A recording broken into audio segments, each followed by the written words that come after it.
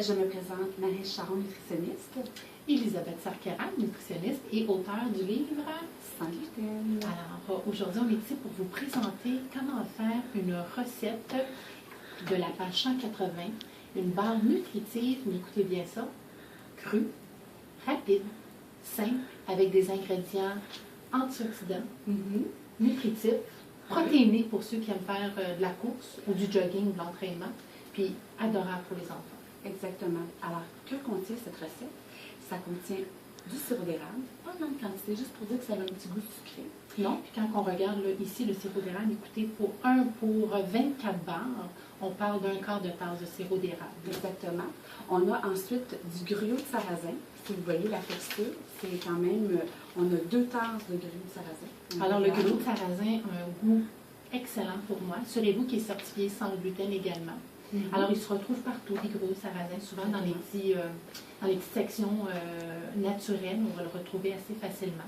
Vous ne le retrouverez peut-être pas chez Métro ou IGA, dans les supermarchés. Peut-être dans les sections naturelles, peut-être aller voir. Allez voir ça. Ensuite, ça contient des raisins, mais vous pouvez mettre aussi des blés attachés, vous pouvez mettre d'autres... des canneberges. C'est ça. Juste assurer encore d'autres fruits séchés. Certifiés sans gluten. Certifiés sans gluten, idéalement aussi sans sulfite.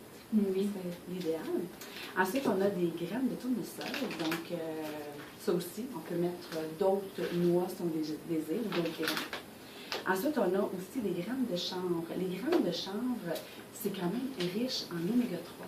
Donc, très intéressant. Riche en oméga 3 et ce que j'aime beaucoup des graines de chanvre, pour ceux qui ne connaissent pas, ça a un petit goût de noix de Grenoble. Et puis, très riche en protéines quand même. Pour 4 cuillères à table, on parle ici de 12 grammes de protéines. Donc, ça soutient. Oui, ça soutient. Ouais, puis, c'est une barre qui soutient aussi beaucoup. Donc, vous avez aussi du beurre d'amande ou du beurre d'arachide. Vous pouvez mettre n'importe quelle autre sorte de beurre. Parce qu'il existe toutes sortes de beurres qui viennent de plusieurs noix. On a un peu d'eau, 7 cuillères à soupe d'eau. Et on a aussi boisson végétale ou du lait dans la recette.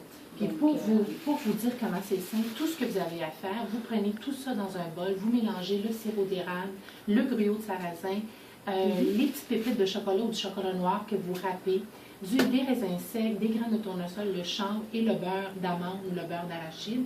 Vous pressez le tout dans un plat carré et c'est prêt.